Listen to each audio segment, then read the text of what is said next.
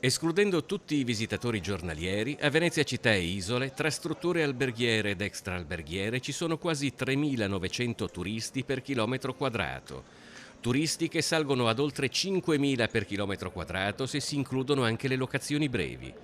Per la prima volta gli effetti del turismo di massa sono stati calcolati con metodi scientifici da uno studio che Federalberghi Veneto e la società di consulenza sociometrica hanno presentato alla Fiera internazionale sul turismo in programma a Rimini, specificando che il risultato è stato calcolato attraverso una serie di indicatori fondati sui dati disponibili e costanti nel tempo che chiunque potesse verificare e che avessero un valore oggettivo.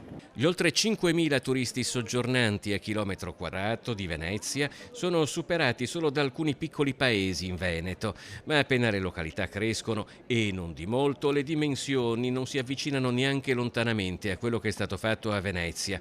Il comune di Cavallino Treporti, ad esempio, con 410 turisti per chilometro quadrato, ne ha 12 volte di meno. Venezia è ormai impressionantemente vicina ad una teorica saturazione totale della popolazione del territorio rispetto al turismo. Che lo sfruttamento della monocultura turistica di ogni metro quadrato della città ne avesse cancellato il tessuto sociale e qualsiasi altra forma di economia era appurato.